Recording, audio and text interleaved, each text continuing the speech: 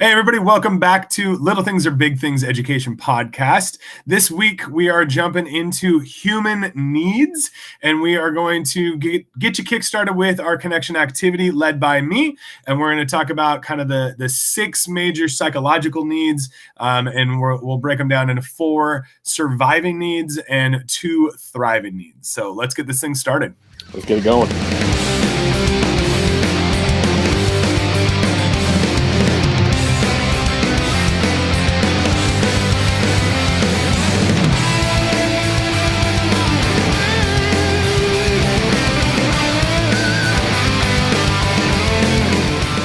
All right, so we want to get you kickstarted with this activity. I actually pulled a lot of this from Tony Robbins. I've gone to a lot of his events and done a lot of his research and studied some of his books, things like that.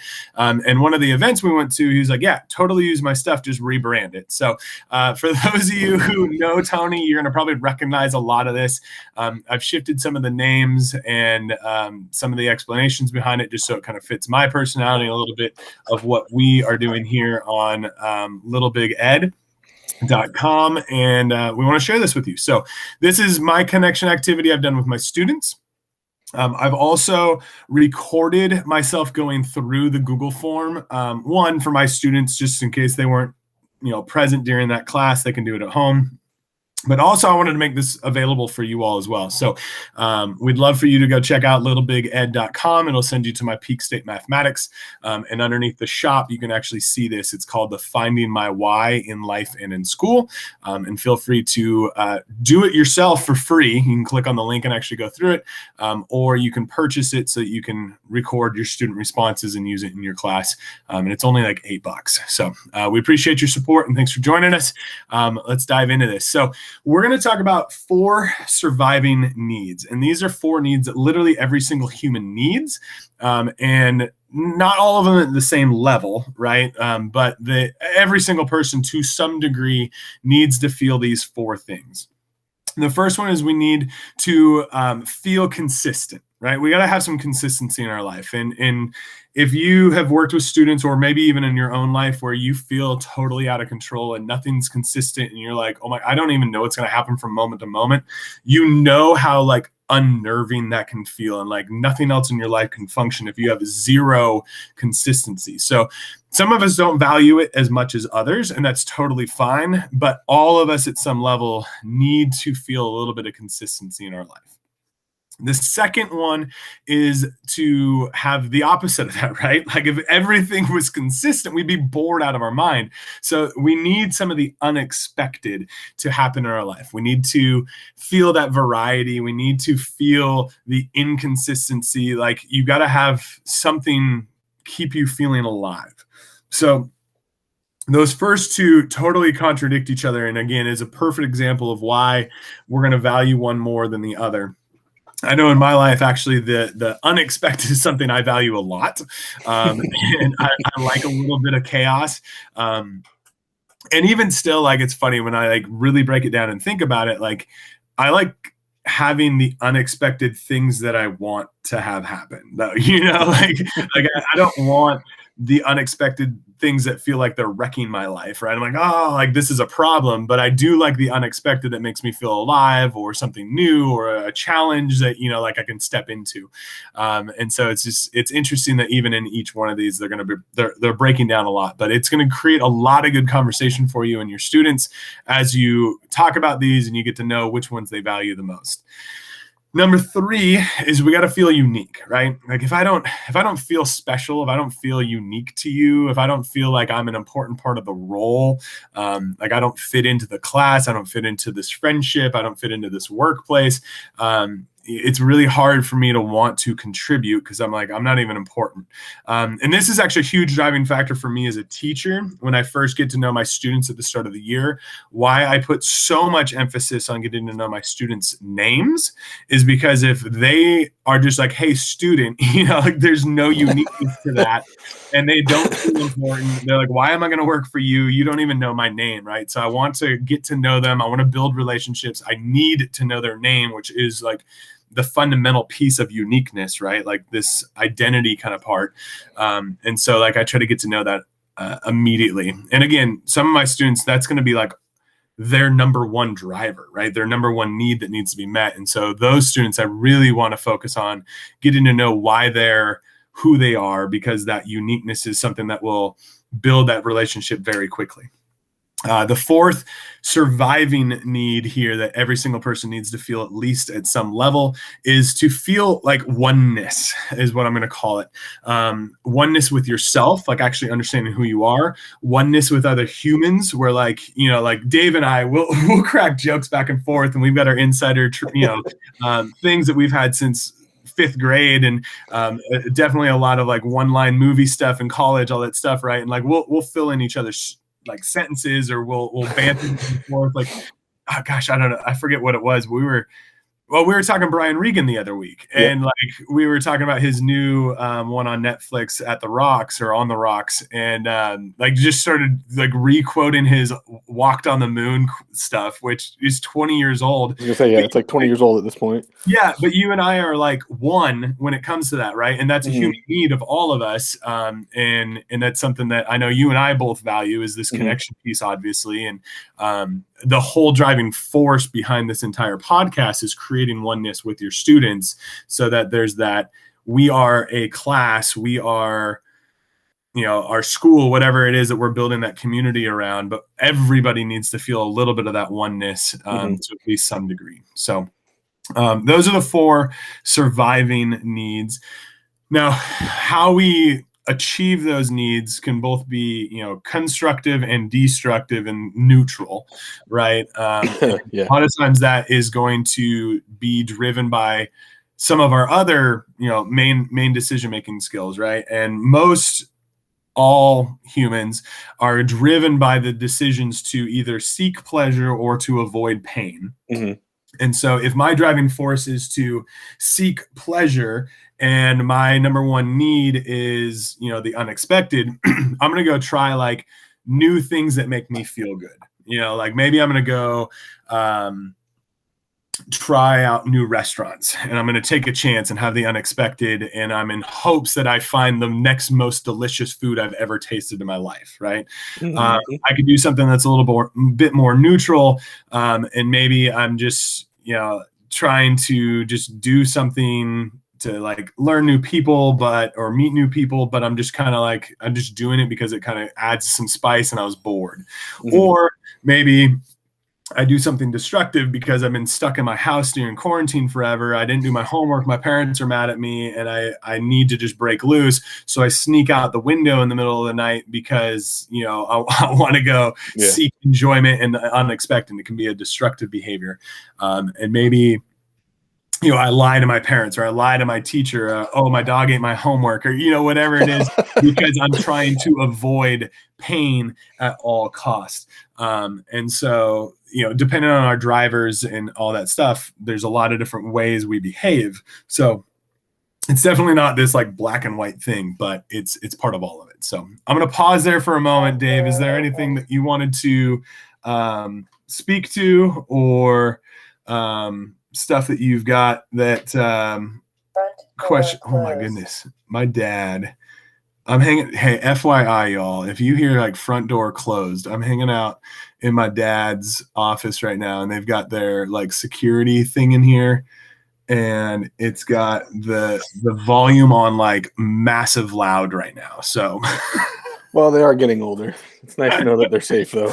Right. I do have a couple of things that I wanted to touch on from what you've said already. I think the one thing that really stood out to me when you were talking about oneness is, you know, we know when we talk about the teenage brain, right, like that they do have this strong competing need to both belong and to be independent, right? And how those two things can come up and populate at the same time. So I just think that that's one of those things that's always important to remind ourselves of, that our kids are dealing with. I did have another thing that I thought was really interesting when you were talking about names. I was actually just talking about this with my in-laws the other day. I think one of the things that is really interesting, really in the last, I would say 3 or 4 years for me at my school, I don't know if you've had the same experience, Tim, but I have a lot of kids that are really trying to take ownership of like the name that they go by, And so like what's in the official school record, like they're like, don't call me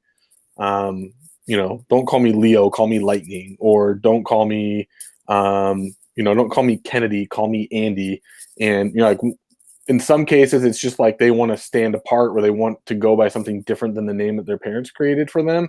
And then in a lot of cases, right, you're dealing with issues around gender identity and trying to make that shift and walking that line. We do student conferences every year, the week of Thanksgiving, and it's one of those things I have to check in with my students who are going through that gender identity process of like, hey, do your parents know that you're going by Andy, or is like that just at school? Right. And usually they'll tell me in advance, but I always like to double check just to make sure that I don't like accidentally out a student to their parents, because that can be really obviously traumatic. So I'm wondering if you are experiencing that same thing where kids are I think it's even more important with the name thing, because now it's not just what's on the piece of paper that you can check. It's like, no, I've told you there's something else I want to be called by. Right. No, I definitely have that same experience. And again, I think it's part of that identity. I think it's part of that uniqueness. I think honestly, it's just and as we start to get even into like the gender identity part, like that's part of the oneness too, right? Like, this is who I am. And I'm still maybe in the discovery process, or I've done a lot of thinking, and this is what I've come up with. Like, I need you to honor and respect that. Yeah. And so absolutely, like I've got students that are like, hey, you'll see on the roster, this is what's printed. Please never, ever, ever call me that. Call me boom, and we don't have like parent conferences. And I probably could do a much better job of sending more frequent emails, like personalized emails home to parents. So I haven't had to worry a whole lot about like that communication piece. Like, hey, have you had this conversation with your parents? But I just want to make sure that my classroom, right, is a super safe space for them. And so, yeah, I'm very cognizant of that, and very aware of, even if it's a nickname they prefer to go by, or if it's, like their new preferred name for a number of different reasons. Yeah, for sure.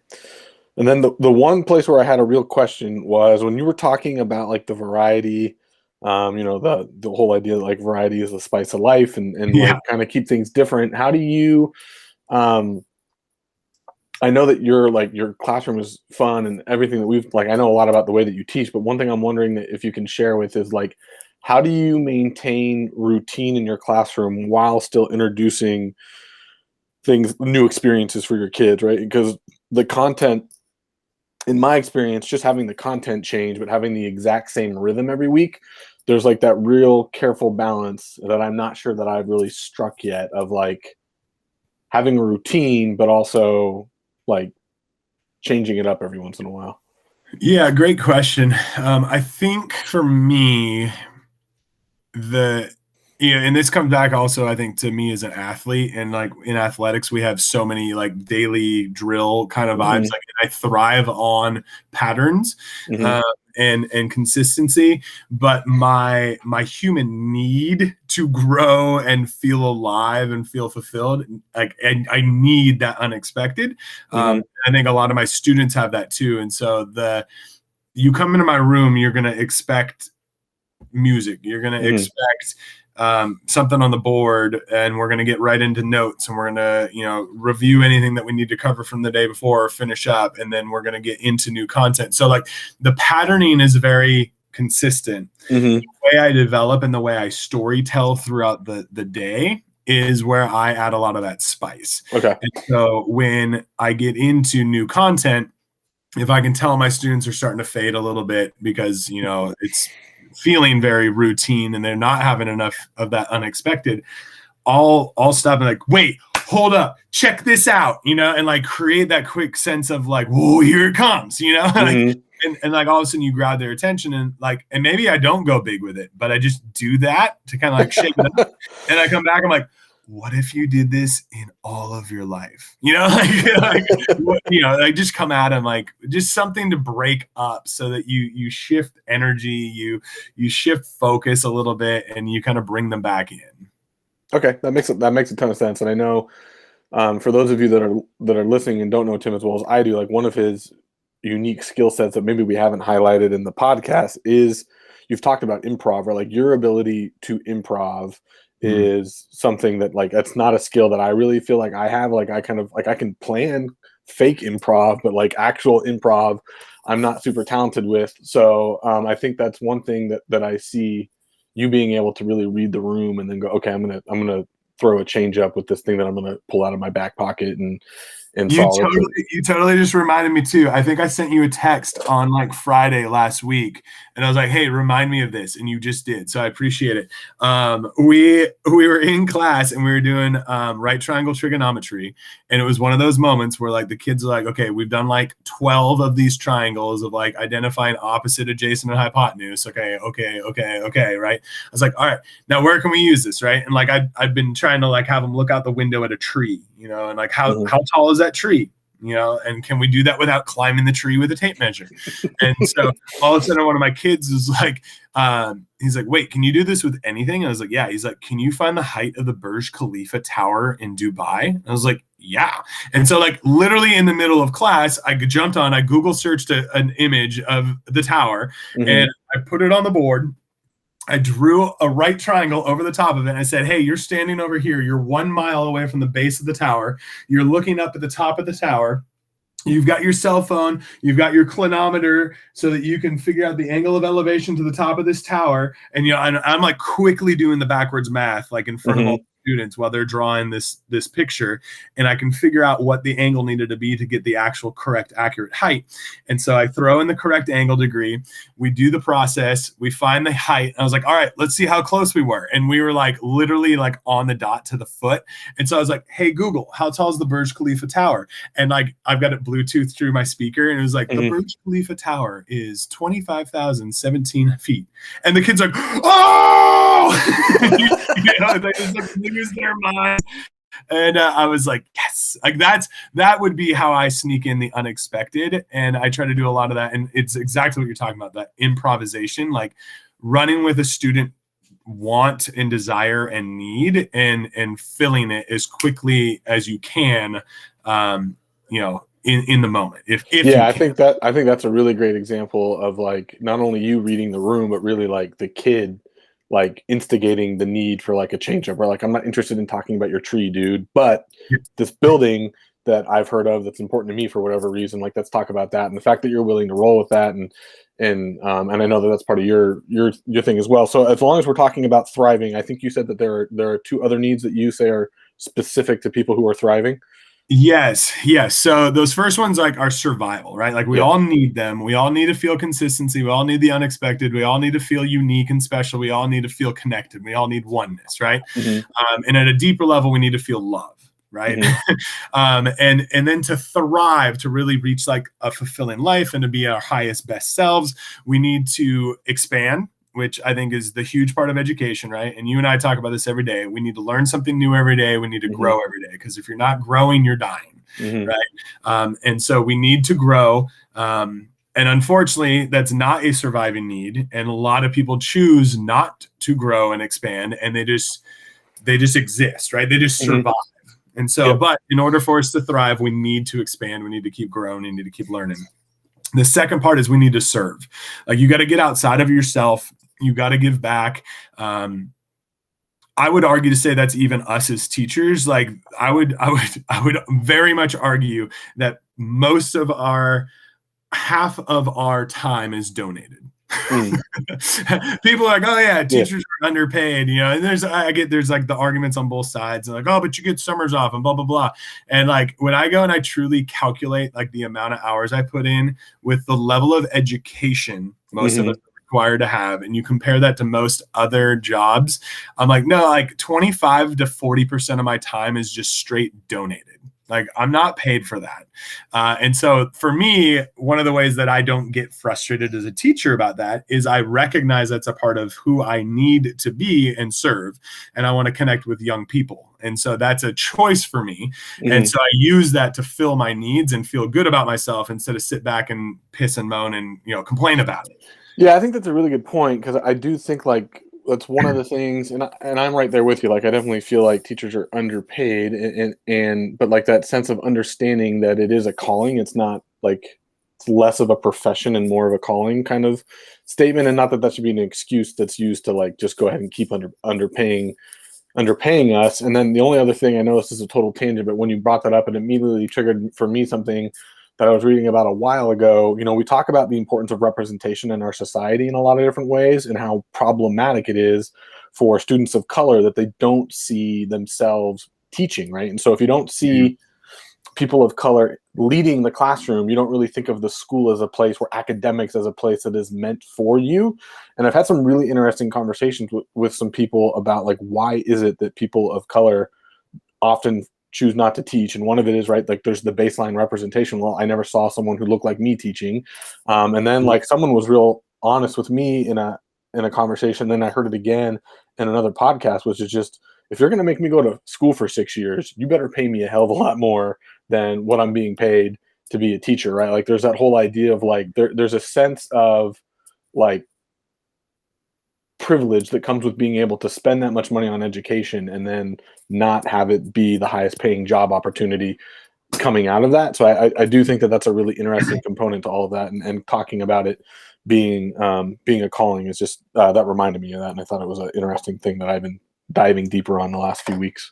Right. And I love how you speak to the idea of calling, right? Because whether it's teaching or something else, I think there is always something in our lives that has called to us where we can serve, you know, and whether that's, you know, through different community groups, or you know, education, or through like a big brother big sister program, or through you know, Habitat for Humanity. You know, like there's so many different groups, or raising dogs, like we've fostered dogs before. And so all these different spots where we can give our time and our expertise back in a form of service. And it doesn't always have to be unpaid.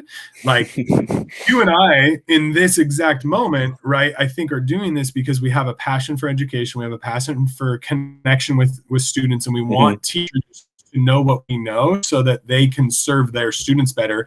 And we are trying to serve in this platform. Ultimately, it would be great if we can eventually make some money and you all go in and you buy this, you know, program for $8 and you teach all your students. And, you know, that's something that we're hoping for. So it doesn't have to be this 100% charitable giving, like there's nothing there, but it can be both, right? And I love that you called it the calling, because most of us have a calling. We just avoid it because we think we're supposed to be doing something else. So fill that need and be fulfilled by serving and growing. Well, I really like how you broke, I'm not as familiar with Tony Robbins as you are, but so I don't know if this is something that you got from him, but that idea of separating it into, there are things that we need to do to kind of get to our baseline, or you refer to it as survival. And then there's this other level of like, okay, well, what do we need if we're going to thrive, right? Because those are two different levels to get to. I really like how you broke that down. When you're talking with your students about these things, or when you're referring back to the form, how do you differentiate that for them, or how do you talk to your students about it? And the cool thing about the form, right, like I said, is I actually go through it and I do some of like the interactive workshop almost kind of piece to it. And I talk to them like, hey, like here's 10 things that most of us enjoy doing. Rate them on like a scale of 1 to 10, like 10 being the most important to you. And so even just like initially start to be like, okay, these kind of things I gravitate towards. And I'm like, okay, here's your needs, you know, that might be most important. And then we talk about, okay, where are you at currently? Awesome. Rate yourself. These are probably your top 2 needs that you primarily focus on. And then we're like, is that where you want to be? And a lot of times the initial is, you know, they want to feel unique and they want to feel consistency. Like that's very common for humans, right? Like I want to be special and I want to know I'm safe, right? And so that's a very, very common. So we have a conversation about that. And even just the order of those top 2 needs, right, can be a game changer. And so we talk about the thriving needs and is this where you want to eventually go? And some of my students will shift from, you know, consistency and uniqueness to maybe service and uniqueness. So they're like, I still want to be awesome, but I'm going to shift from being safe to serving others. And that's like a game changer, right? Or even if we stayed just with like consistency and uniqueness, but if I went from or here, I'll use this example. And this one, actually, I think I have inside the Google form as well, is uniqueness and oneness. If I value being unique, number one, and that oneness connection with others is number two, I might hold back my love or my willingness to support you until I feel important. Until I know that you care about me, I'm not going to give you love. Whereas if you just flip-flop those two, and now love or oneness and connection is kind of on top, and compared to that uniqueness piece, I'm going to give my love no matter what, because it makes me feel like the person I am, and I know you're going to value me because I love you, and so, or like I have a connection with my higher power, and I'm not going to question my relationship with my higher power because I don't feel like I'm getting what I've asked for, versus I'm going to constantly give, and I know I'm of importance and everything's happening for me, not to me, shifting those two can just be a completely different life. Yeah, absolutely. And then, like you said, right, they can still manifest in neutral, positive, or negative ways. So I think that's a really great tool. I'm glad that you shared that with everybody. I'm excited to take that and use it next year as well. I'm going to incorporate that into my stuff. So I know I'm going to use it, and I hope our listeners are able to use it as well. Perfect. Appreciate it, man. Thanks for sharing.